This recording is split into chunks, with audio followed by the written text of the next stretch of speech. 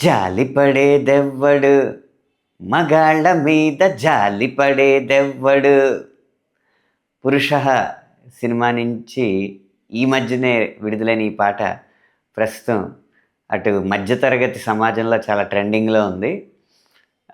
ఈ పాటకు ఒక విచిత్రమైన నేపథ్యం ఉందండి. ఏంటంటే ఏదో తమిళ్ సినిమా చూస్తున్నాను నేను.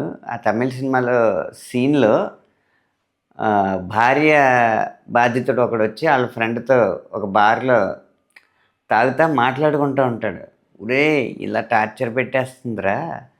పోనీ ఈ టార్చర్ పెట్టేస్తుందని ఎవరికైనా చెప్పినా సింపతి అటువైపే ఉంటుంది గానీ, మన వైపు ఒక్కడు సింపతి చూపించట్లేదు" అన్న సీన్ చూసి అరే భలే ఉంది ఈ తత్వం, ఏదో సరదాగా దీన్ని పాటగా చేసుకుంటే బావుంటది అని చెప్పి జాలిపడేదెవ్వడు మగాడి మీద జాలిపడేదెవ్వడు అని రాసుకుని దానికి కంటిన్యూషన్‌గా ఎందుకు జాలిపడ్డంటే మగాడి మీద జాలిపడే మగాడిని మళ్ళీ టార్చర్ పెట్టేస్తది ఈ సమాజం అన్న భయంతో మగోడు కూడా జాలిపడడానికి భయపడతా ఉంటాడు అని చెప్పి అలా జాలిపడాలంటే సాటి మగాడైనా జంకుతాడు తమ్ముడు జాలిపడేదెవ్వడు.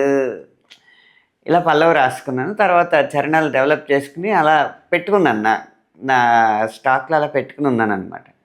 కానీ ఎప్పుడు తగిన సన్నివేశం గానీ లేకపోతే ఒక్కోసారి అడిగారు కూడా కానీ సరిగ్గా దాన్ని మళ్ళీ స్క్రీన్ మీద ప్రెజెంట్ చేస్తారా లేదా అన్న అనుమానంతో ఎప్పుడు దాన్ని బయటికి తీసుకురాలే. ఈ పాట ఉందని కానీ నేను రాసి దాచుకున్నానని కానీ వీరు గారికి, ప్రొడ్యూసర్ గారికి ఎవ్వరికీ అసలు ఐడియా లేదు. ఆ సినిమాలో పాటలు నా చేత రాయించుకోవడానికి వీరు గారు నాకు స్టోరీ నేరేషన్ చెప్తున్నారనమాట. వరుసగా సందర్భాలన్నీ చెప్తున్నారు. ఇక్కడ ఈ పాట వస్తుంది, ఇక్కడ ఈ పాట వస్తుంది అని.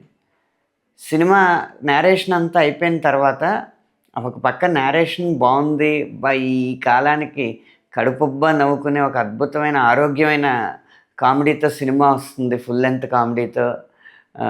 ప్రతివాడి సమస్యని చాలా వినోదాత్మకంగా చిత్రీకరించే స్టోరీ వస్తుందన్న ఆనందంతో ఈ పాటలన్నీ రాస్తానండి. కానీ నా దగ్గర ఓ పాట ఉంది, ఇది వినండి, సినిమాకి చాలా ఉపయోగపడుతుందండి అని చెప్పి డైరెక్టర్ గారికి చెప్పడం జరిగింది. పాట విన్న వెంటనే వీరు గారు దీన్ని ఎలా పెట్టాలో నేను ఆలోచించి మళ్ళీ మీ దగ్గరికి వస్తానని చెప్పి ఓ వారం రోజుల తర్వాత మనం ఈ పాట వాడుతున్నామండి అని చెప్పారు. నేను సినిమాలో ఏదో నేపథ్యంలో సరదాగా వాడతారేమో అనుకున్నాను కానీ ఆ పాటని ఇప్పుడు ఆస్కార్ అవార్డు గ్రహీత ఎంఎం కీరవాణి గారి చేత పాడించి నేను ఎప్పుడో చేసిన చిన్న ప్రయత్నానికి ఇంత పెద్ద రూపాన్ని ఇచ్చారు మన 'పురుషः' బృందం. ముఖ్యంగా వీరు గారు కానీ సంగీత దర్శకులు శ్రవణ్ భరద్వాజ్ గారు కానీ. అందుకనే కీరవాణి గారు భావయుక్తంగా పాడడం వల్ల పాట అందరినీ ఆకట్టుకుంటుంది. ఇప్పుడు ఎంత ఆకట్టుకుంటుందో దీనికి పదింతలు సినిమా చూస్తున్నప్పుడు ఈ పాట మిమ్మల్ని మీకు వినోదాన్ని అందిస్తుందని నేను గట్టిగా నమ్ముతున్నాను. ఈ జాలిపడేదెవరు పాట 'పురుషः' నుంచి ఇంత విజయవంతం చేసినందుకు తెలుగు ప్రేక్షకులందరికీ కూడా నా హృదయపూర్వకమైన కృతజ్ఞతలు. ఇంకా 'పురుషः' సినిమా గురించి వస్తే ప్రతి ఇంట్లో జరుగుతూనే ఉండే సన్నివేశాలన్నీ కూడా ఇంకొంచెం దానికి వినోదాన్ని జోడించి వెండితెర మీద మనం చూడడం జరుగుతుంది.